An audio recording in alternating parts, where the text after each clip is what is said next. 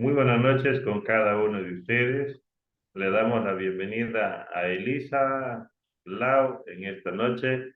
Está siendo representante de su esposo Alex porque estaba ocupado con los varones y así se va a ir enterando de lo que tenemos en mente en la iglesia. Como ellos trabajan con adolescentes y jóvenes, una parte importante de la iglesia. Entonces, por eso le pidió que uno de ellos esté. Pero Elisa dice que tiene clases solo. Hoy día tenía libre, otros días, otros martes tiene clase. Entonces, vamos a otra vez que le das libre a Alex. Y hoy día vamos a desafiar nuestro corazón un poquito con esa pasión que debemos tener por los perdidos.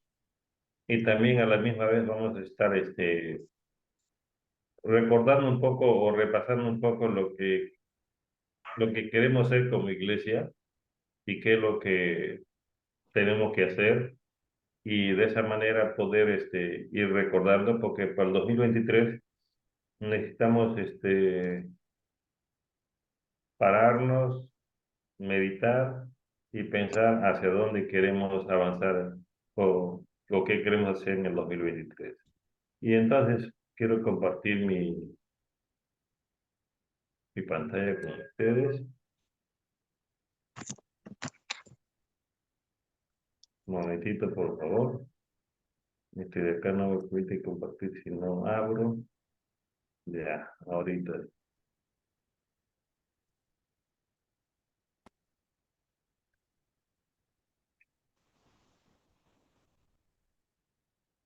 Ahí está apareciendo el tema de esta noche, de nuestra reunión, como siempre decimos, es una escuela de liderazgo, lo que tenemos aquí, pero el nombre de esa reunión se llama VICA, Visión y Capacitación. Y ahora, ¿sí ven mi pantalla completa? ¿Sí? Ya, muy bien. Entonces, ahora voy a pedirles que puedan abrir sus Biblias en el libro de Lucas, Lucas capítulo 5. A ver si tienen sus Biblias abiertas por ahí. Lucas capítulo 5. ¿Estamos? Sí. Entonces, hoy vamos a mirar un poquito eh, la experiencia del apóstol Pedro en Lucas capítulo 5, versículos del 1 al 11. ¿Alguien le puede dar lectura, por favor? Una dama, de preferencia. A ver, ¿quién dice yo? Yo, pastor. Lucas 5, del 1 al 11, ¿no? Dama, dije, de preferencia, ¿no? Ya, yo. Ya, ya, muy bien. Gracias, Rosita. Ya. Lucas 5. La pesca milagrosa. Una vez Jesús estaba a la orilla del lago de Galilea y la gente se amontonó alrededor de él para escuchar el mensaje de Dios. Jesús vio dos barcas en la playa. Estaban vacías porque los pescadores estaban lavando sus redes. Una de esas barcas era de Simón Pedro. Jesús subió a ella y le pidió a Pedro que la alejara un poco de la orilla. Luego se sentó en la barca y desde allí comenzó a enseñar a la gente. Cuando Jesús terminó de enseñarles, le dijo a Pedro, lleva la barca a la parte honda del lago y lanza las redes para pescar. Pedro respondió, Maestro, toda la noche estuvimos trabajando muy duro y no pescamos nada, pero si tú lo mandas, voy a echar las redes. Hicieron lo que Jesús les dijo y fueron tantos los pescados que recogieron que las redes estaban a punto de romperse. Entonces hicieron señas a los compañeros de la otra barca para que fueran enseguida a ayudarlos. Eran tantos los pescados que entre todos llenaron las dos barcas y las barcas estaban a punto de hundirse. Al ver esto, Pedro se arrodilló delante de Jesús y le dijo, Señor, apártate de mí porque soy un pecador. Santiago y Juan, que eran hijos de Zebedeo, Pedro y todos los demás estaban muy asombrados por la pesca tan abundante. Pero Jesús le dijo a Pedro, no tengas miedo, de hoy en adelante, en lugar de pescar peces, voy a enseñarte a ganar seguidores para mí. Los pescadores llevaron las barcas a la orilla, dejaron todo lo que llevaban, se fueron con Jesús. Jesús sana a un leproso. Gracias, Rosita, gracias. Entonces, vamos, nosotros si queremos evangelizar, si queremos nosotros crecer como iglesia, tenemos que aprender de los evangelistas. Pedro era un evangelista. Hay evangelistas, por ejemplo, que yo he conocido, Alberto Motesi, Luis Palau, Billy Graham. A Billy Graham no le escuché en vivo solo sus videos porque ya estaba mayor, pero sí le escuché en vivo a Luis Palau, a Alberto Motesi, al pentecostal Gigi Ávila, que iban a los estadios, y uno entraba a los estadios, ¿no? También el hermano Pablo, que venían, y, y mucha gente pasaban adelante para entregando sus vidas a Jesús, ¿no? Y así hay muchos evangelistas. Y entonces, si nosotros queremos aprender a evangelizar, por lo menos tenemos que ir a la Biblia, cómo cómo empezó su ministerio, ¿no? En este caso vamos a ver el de Pedro en esta noche, algunas ideas que encontramos aquí en la vida de este hombre. En primer lugar, encontramos a Pedro lavando sus redes y dice ahí pues que el texto que hemos leído y creo que Rosa leyó una versión popular, esa es la Biblia de las Américas, dice: y aconteció que mientras la multitud se agolpaba sobre él para oír la palabra de Dios, estando Jesús junto al lago de Genezaret, vio dos barcas que estaban a la orilla del lago, pero los pescadores habían bajado de ellas y lavaban sus redes. Subiendo a una de las barcas que era de Simón, pidió que se separara de tierra un poco y sentándose enseñaba a las multitudes desde la barca. En estos tres versículos, algunas ideas que me llaman la atención, por ejemplo, uno, que dice que había una multitud que se había juntado para oír la palabra, pero parece que Pedro no tenía deseo de oír como la multitud porque estaba lavando sus redes. Entonces, por eso decimos, Pedro no era parte de la multitud con ganas de oír la palabra. Pero Jesús creo que llegó a ese lugar, uno, para enseñar a la multitud, pero aparte de esto, Jesús tenía una mirada ya para este hombre llamado Pedro. En segundo lugar, Pedro no era un desempleado, como algunos pues, no, Pedro no había pescado nada, entonces Pedro no era un desempleado, sino tuvo una noche sin resultados. Algunos han cometido el error, algunos creyentes, que le han dicho a sus hijos, ¿no? Cuando no había universidad particular antes y solamente nacional, y había institutos, entonces algunos papás le decían a sus hijos, ¿no? Ya que no puedes ingresar a la universidad, entonces pues estudia para pastor. Y vas a tener un ingreso. Y una vez cuando empezamos en el seminario bíblico en Trujillo, había un hermano que trabajaba como funcionario en ese tiempo en la Mutual Panamericana, creo. Y fracasó, cerró, no sé, esta mutual. Su esposa le dijo, ahora, y justo empezaba la promoción del seminario, dije, pues estudia para pastor. Y, y no duró ni 3 meses, creo que estudiando, porque se dio cuenta que no era como pensaba, no era una tarea para ganar dinero, ¿no? Entonces, lo que hemos visto en muchos casos, Jesús no llama a desempleados, sino a gente que está ocupado, gente que está trabajando, gente que tiene una función que cumplir, y a esos nos llama, y en este caso a Pedro también. Entonces, ¿qué es lo que hace Jesús? Mira a Pedro, también conoce más o trata de captar a Pedro, uno por su experiencia y otro que tenía su barca. Y entonces Pedro por su experiencia podía remar, su barca podía usarlo. Y entonces Jesús le hace útil a Pedro por un momento, aunque no tenía las ganas de escuchar la palabra.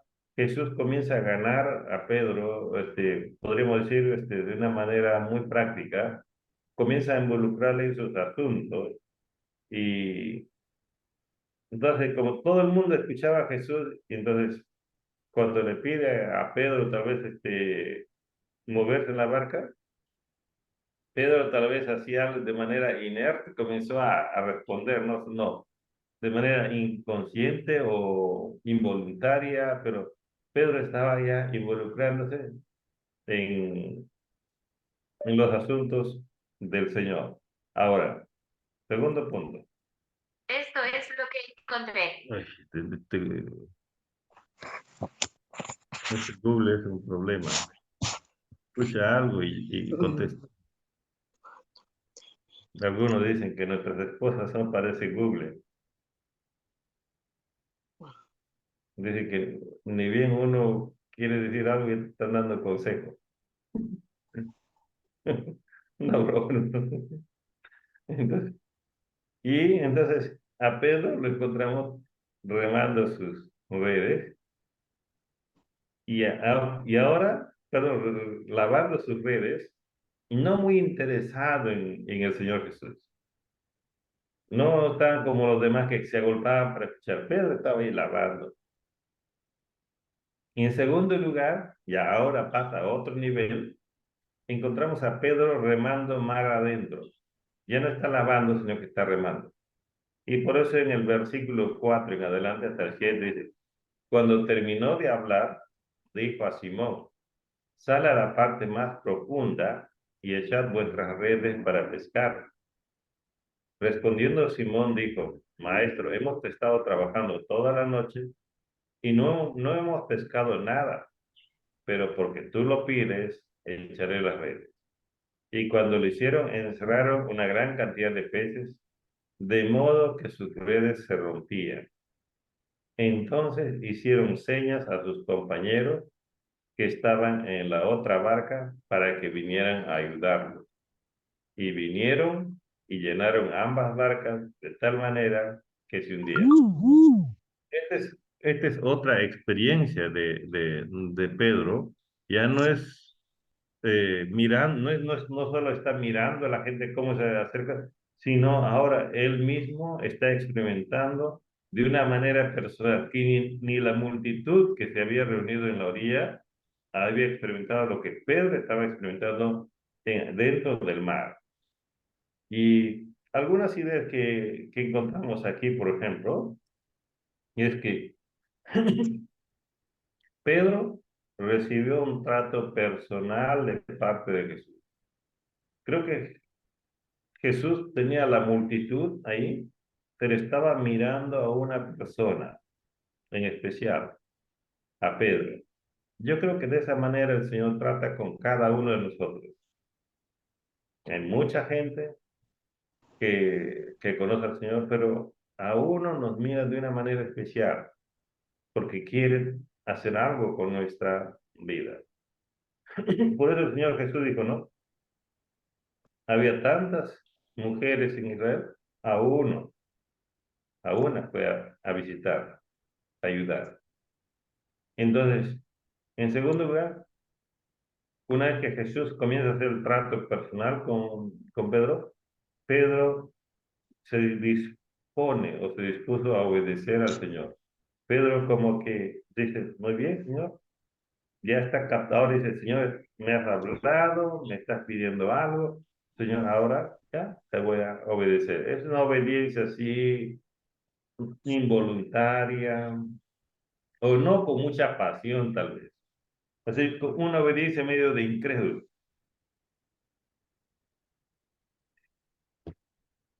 Y una vez que empieza a obedecer, ahí Pedro experimentó la bendición de la obediencia.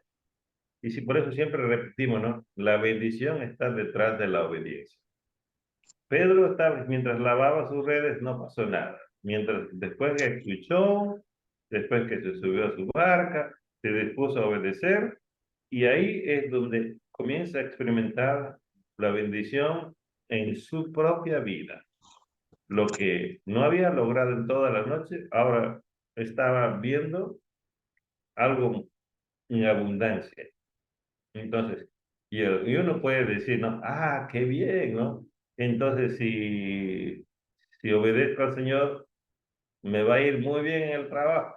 Sí, también te va a ir muy bien en el trabajo, pero el Señor tenía un propósito ahí, de mostrarle muchos peces para que Pedro nunca se olvidara cuántos peces va a tener o evangelizar. Por eso cuando predica en Hechos capítulos 2 y 3 dice que se convirtieron 3,000 personas. Entonces, muchísimas personas. Entonces, Pedro experimenta la bendición por obedecer. Y esa bendición que viene sobre su vida le impacta tanto, Pedro se asombra, y ese asombro, esa experiencia personal que él tiene, ahora Pedro comienza a influenciar a sus amigos con los milagros del Señor Jesús. O sea, lo que Pedro experimentó con el Señor Jesús, ahora dice que llama a otra barca.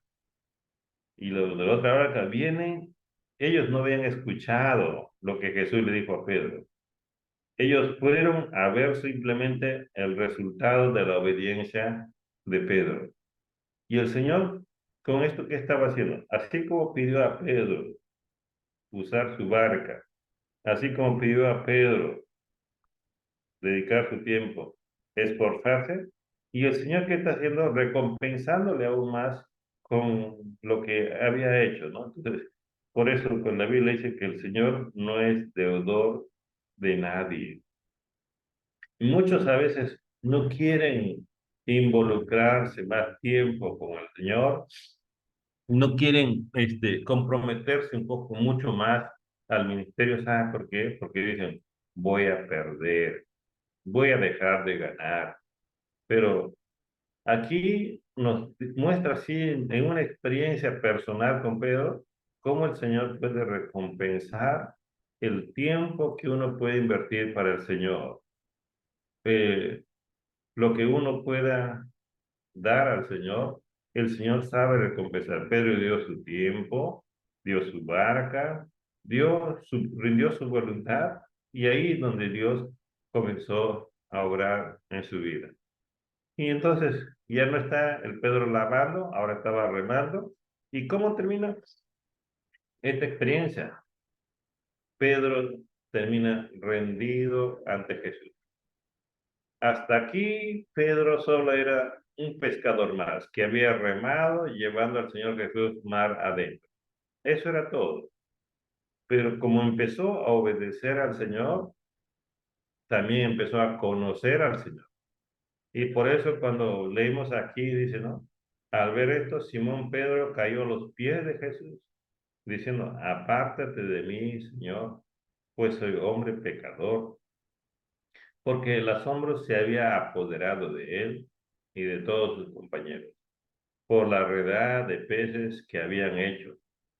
Y lo mismo le sucedió también a Jacobo y a Juan, hijo de Zebedeo, que eran socios de Simón. Y Jesús dijo a Simón, no temas, desde ahora serás pescador de hombres. Jesús no le dijo, Pedro, tú tienes mano de pescador, tienes pinta de pescador, y así que yo creo que con esto puedes comprarte una barquita más y otra más y puedes hacer tu empresa pesquera. No, no le dijo eso, sino que a Pedro le mostró muchos peces para que Pedro pueda asombrarse y de tal manera también pueda ser como una sombra de lo que él iba a ver más adelante, pero ya con personas rindiéndose al Señor. Entonces, por eso dice el texto, después de traer las barcas a tierra, dejándolo todo, lo siguieron. Entonces, Pedro recibió el trato personal del Señor Jesús. Y él, como vio tanta pesca, pudo llamar a otra barca y ahí pudo influenciar a los demás con su experiencia. Entonces, como evangelista, Pedro, ya ahora su vida no es la misma de hace rato cuando estaba en la orilla. No es la misma de de un tiempo después cuando estaba jalando la red. Ahora, la vida de Pedro, Dios es un hombre que aprendió a postrarse ante Jesús. Eso es la clave para poder servir al Señor. Aprender a postrarse. Pedro se dio cuenta que era un pecador. Sí, por eso ahí en el versículo dice, Simón Pedro cayó de rodillas delante de Jesús. Dijo, apártate de mí, Señor, soy un pecador.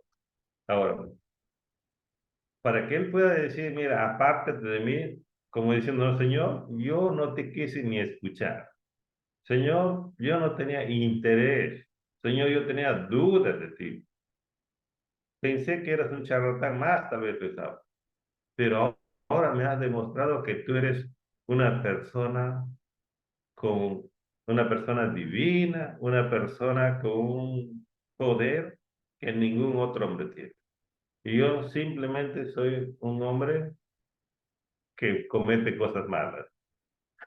Entonces, por ahí tenemos que empezar nosotros que queremos servir al Señor. Aprender a postrarse ante el Señor. Pedro, y como pasó esto, Pedro aprendió a asombrarse de Jesús. Ahora ya no estaba asombrado por los peces, sino por lo que Jesús había hecho, por lo que Jesús podía hacer. Y eso es lo que tenemos que ir aprendiendo nosotros que servimos al Señor. Aprender a postrarnos delante de Él y cada vez asombrarnos más y más de Él, porque Él tiene mucho para enseñarnos, mucho para mostrarnos a cada uno de nosotros. Pedro no solamente pudo ver en el momento lo que había pasado, sino que Pedro aprendió a ver su futuro con Jesús. Ahora ya Pedro tal vez en forma personal decía, no, ya tengo mi edad, tendré tantos años más para pescar y después tal vez me jubilo, ya no, el frío me hará daño, ya viviré cuidando, no sé, personas. Pero ¿qué es lo que le hace ver Jesús? Le hace ver un futuro completamente diferente. Le dijo, desde ahora vas a ser pescador de hombres. ¿Cómo cambió su vida de este hombre con el encuentro con Jesús? Y por eso, dice el último texto, al final, dejándolo todo, lo siguieron. Pedro, como evangelista, empezó a vivir sus días con Jesús. En la barca era un momento, pero de ahí, de que salió de la barca, empezó a vivir, a caminar con Jesús todos los días. Creo que ese es el mismo proceso que va a usar el Señor Jesús con cualquiera de nosotros que quiera usar.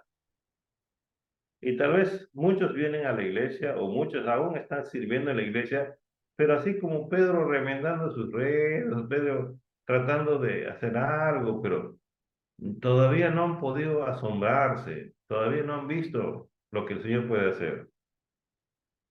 Pedro dice, Señor, toda la noche hemos pescado, pero porque tú dices, ya bueno, pues. Entonces no era un hombre que verdaderamente confiaba y creía. Y el Señor le demostró quién es.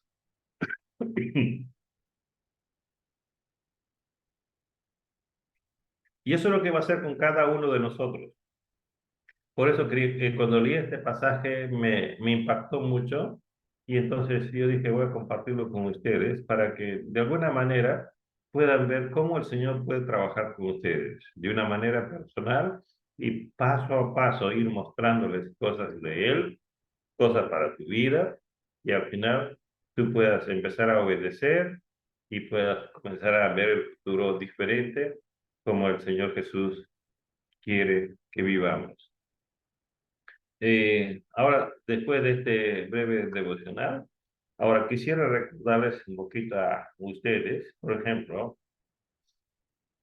como iglesia, nunca debemos olvidar qué queremos ser. Y por eso nuestra visión, lo habíamos escrito antes, pero he tratado de resumirlo para que cada uno pueda grabárselo. ¿Qué queremos llegar a ser? Una iglesia consagrada con discípulos auténticos del Señor Jesús que viven la gran comisión. En eso debemos enfocar. Esto dice mucho.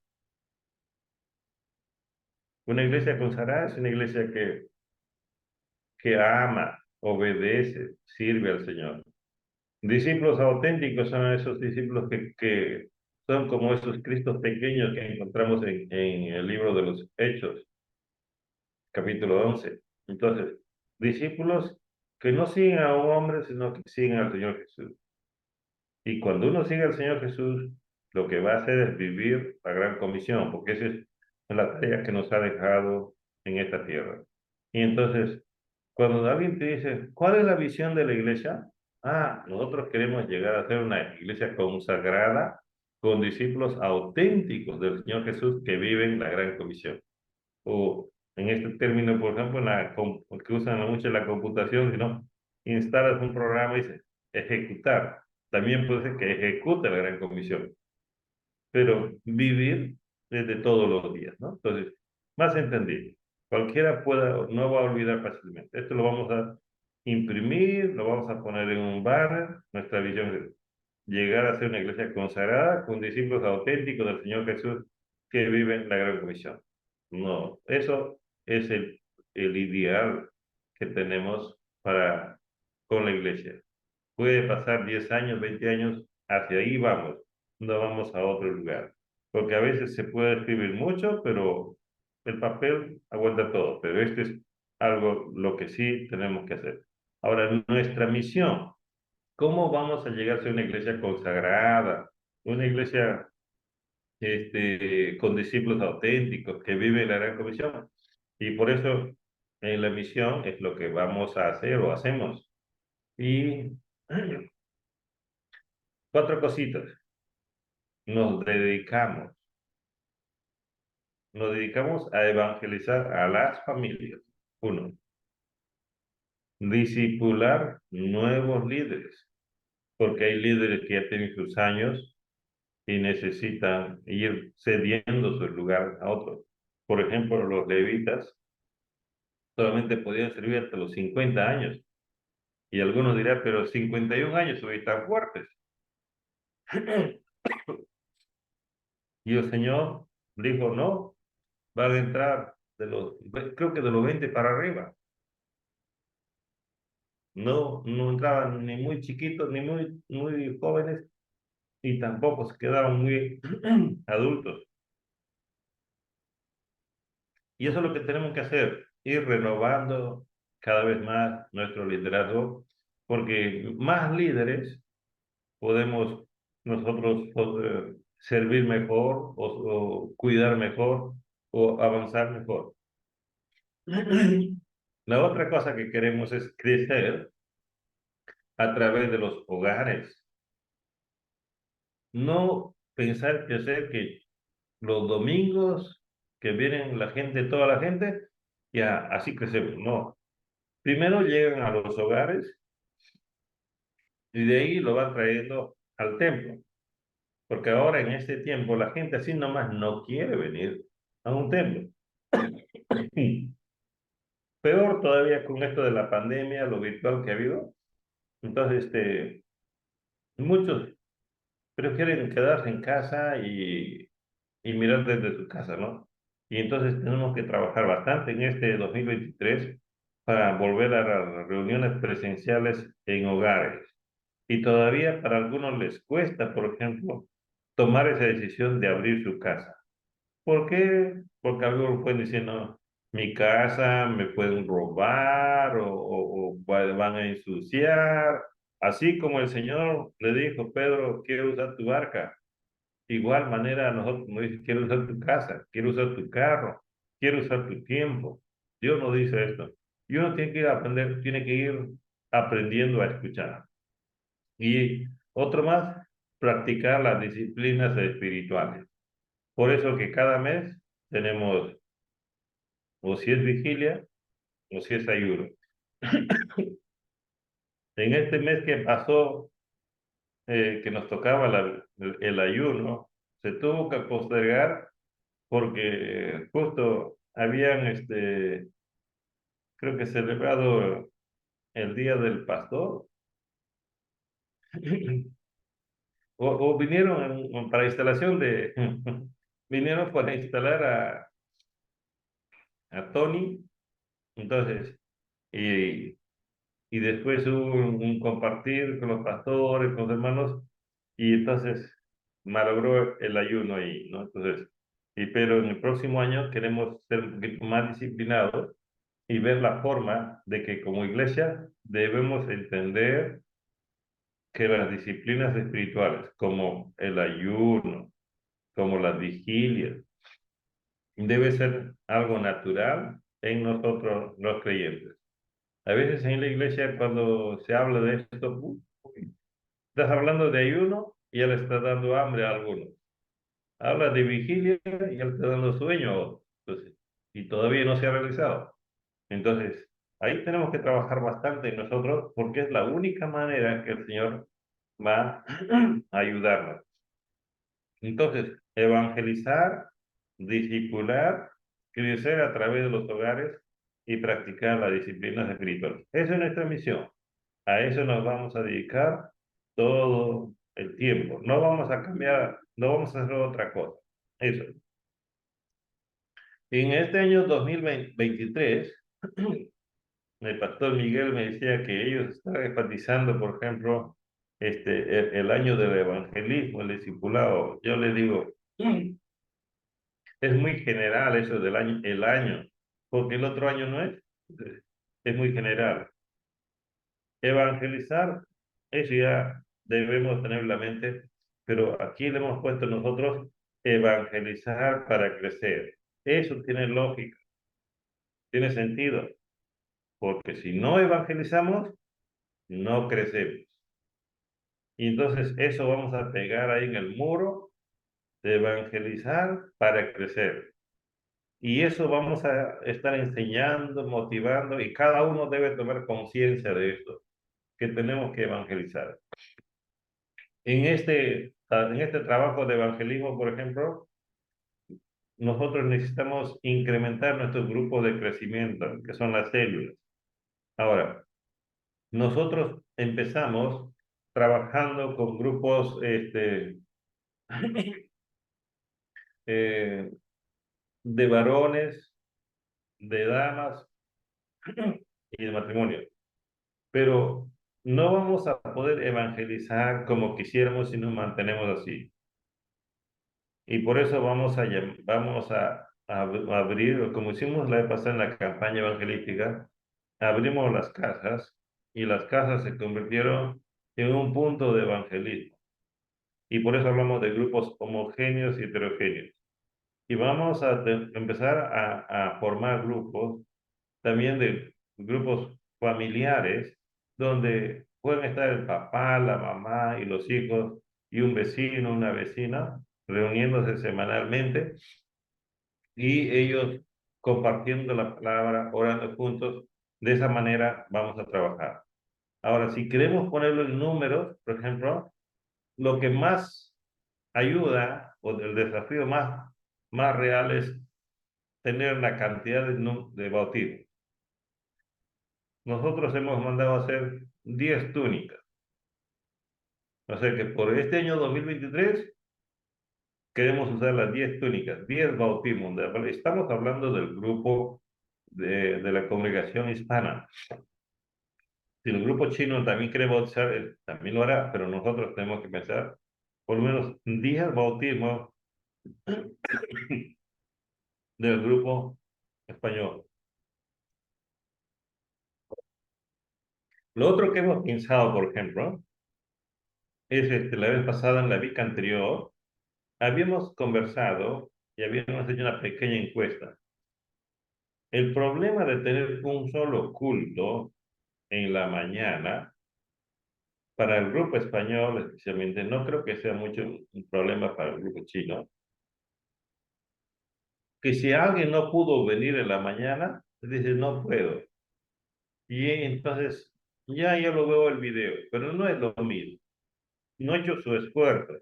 No le ha demostrado a Dios que quiere adorarle ese día. Simplemente lo que ha hecho es tratar de cumplir.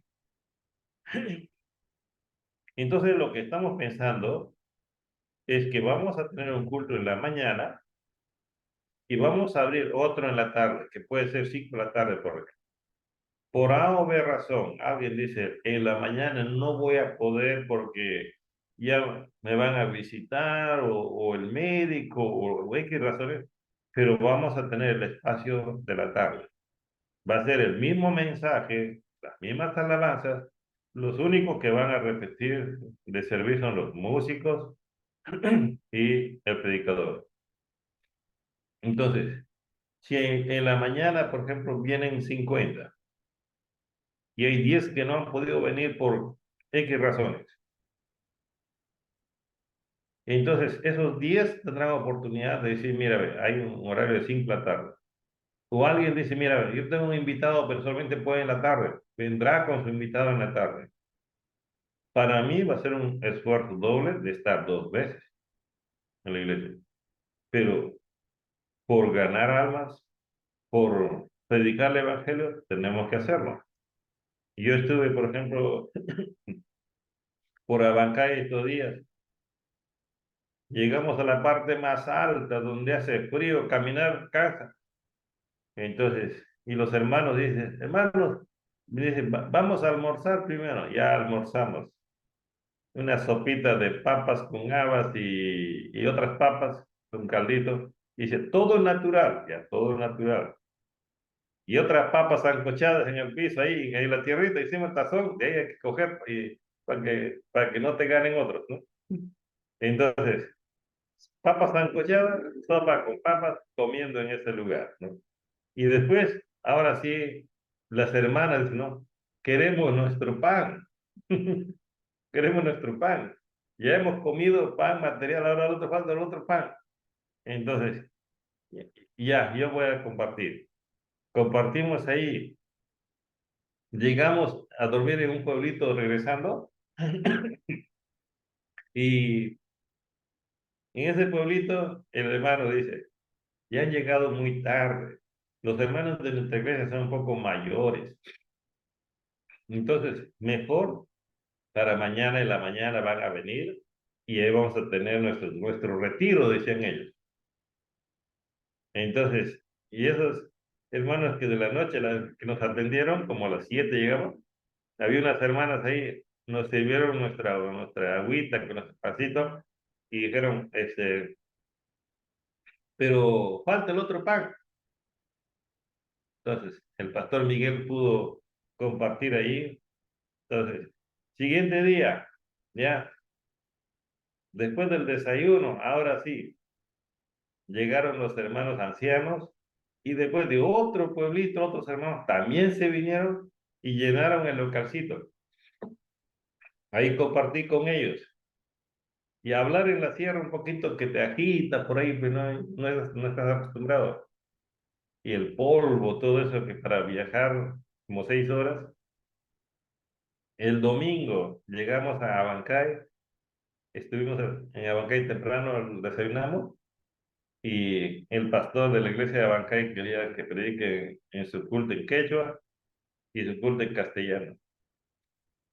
Entonces, me dice Pastor Miguel, ¿puedes predicar? Porque no he traído ropa para predicar. Ya, yo predico. Prediqué a las 8 era su culto quechua, prediqué, después termino, el pastor me dice, excelente pastor, pastor, el castellano empieza a el culto en español empieza a las 10:30, ya mi garganta estaba irritándose ya por ahí, ahora sí, el culto en hermano, ya lo hacemos, entonces, y después de predicar en la tarde tenemos que salir de viaje con el auto, todo ese viaje en el aeropuerto hasta las 11 de la noche para llegar a Lima como a la 1 de la mañana. Y entonces un poquito irritado mi garganta, pero contento de haber compartido la palabra. Entonces, eso es lo que tenemos que hacer nosotros, darle oportunidad para que los hermanos no se justifiquen, no se excusen y vengan al culto. Por eso queremos tener uno en la mañana y uno en la tarde. Y por eso hemos puesto ahí, queremos incrementar 50% de asistencia presencial a los cultos. O sea, si están llegando 50 a las 11, con todo lo que vamos a abrir en la tarde, mínimo debe haber 75 personas. 75. Y si hay 100, sería excelente. ¿Sí? Entonces, porque hay gente, pero que no está viniendo porque su horario no le permite. Entonces, no va a haber excusas. Y en liderazgo, por ejemplo, tenemos como meta incrementar 30%. Si se bautizan 10 y otros más que todavía no están sirviendo, que se van a bautizar en diciembre, entonces eso es lo que tenemos que ir aumentando. Aumentamos la base de nuestro liderazgo, entonces podemos servir mejor, podemos atender mejor. ¿Y qué más? Esto ya lo hemos dicho varias veces. Esta es la ruta de madurez que debemos tener cada creyente, cada persona en la iglesia. Todo debe saber. Llegamos como pecador, nos convertimos en creyente. Y de creyente nos convertimos en discípulo, en aprendiz. Y de discípulo ya, ahora sí, nos pueden llamar cristianos. Porque a muchos nos ven en la iglesia y no nos llaman cristianos porque no nos parecemos en nada a Cristo. Y al final nos graduamos como siervos, como el pastor Felipe a veces pone en su, en su bosquejo, ¿no? Dulos, ¿no? El dulos es un esclavo. Entonces, a eso tenemos que llegar, a ser un servidor fiel del Señor Jesús. Ah, esto le he cambiado un poquito para que no se olvide. A mi esposa le encanta la causa. Causa también es un término de amigo, ¿no? En Colombia dicen pana, no sé. Entonces, acá en el Perú dicen mucho, no, es mi causa. Y entonces, cuando hablamos de valores, son los que nos va a sostener, los que nos va a mantener juntos como equipo. Y entonces, si usamos el acróstico de causa, entonces ahí lo primero que tenemos que aprender es a cumplir. Le llamamos compromiso anteriormente. Y por eso Pablo le dice a Timoteo, cumple tu ministerio. O sea, completa. En segundo lugar, es aprender, estudiar. Y por eso el Señor Jesús dijo, ¿no? Un discípulo preparado será como su maestro. Ahí están los textos para que pueda comprobar. Lo tercero que tenemos que mantener nosotros es la unidad. Y cada uno de nosotros debe tratar de unir el uno al otro, no dividir. Por eso dice el texto, vestido del amor, que es el vínculo de la unidad. En tercer lugar, servir. Servir tiene que ver con el sacrificio, con adorar al Señor. Por eso dice, hacerlo todo en el nombre del Señor. Uno adora cantando, adora sirviendo. Y por último, ayudar. Tenemos que ayudarnos unos a otros. Por eso dice sobrellevar la flaqueza de los débiles. Hay algunos que están más fuertes y otros están más débiles. Tenemos que ayudar a levantar a nuestros hermanos que están queriendo caer para que se levanten y puedan seguir adelante. Entonces, si nosotros practicamos esto personalmente, tratamos de cumplir, de aprender, de unir, de servir y de ayudar, entonces como equipo estaremos bien, estaremos avanzando y estaremos contentos y de ver la obra del Señor. Nosotros no solamente tenemos nuestra ruta de madurez espiritual, también hemos creado nuestra identidad. Por eso en el templo al fondo está diciendo, somos una iglesia para la familia. ¿Qué significa eso? Que aquí le cuidamos, le pastoreamos a los papás, a las esposas, a los hijos, a los nietos, a los suegros, a los tíos, a los primos, a la familia. Y interesante, la vez pasada una parejita que está viniendo dijo, no, ¿por qué está viniendo a la iglesia? Porque me ha llamado la atención que dice ahí, que aquí somos una iglesia para la familia. Yo estoy pensando en mi familia. Es interesante cómo eso puede llegar a, a la persona y motivarlo a congregar. Pero también somos una iglesia multicultural. Esto no va a desaparecer.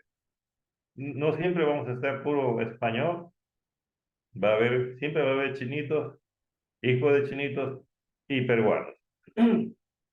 Y de vez en cuando vamos a hacer un evento juntos para que de esa manera podamos ir aprendiendo de de las dos culturas.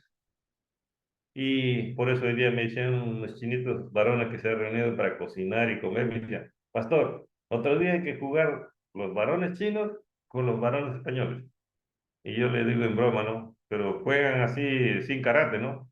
No, tengo dos nomás que patean. Entonces, para traer dos también de los españoles que pateen igual para estar empate.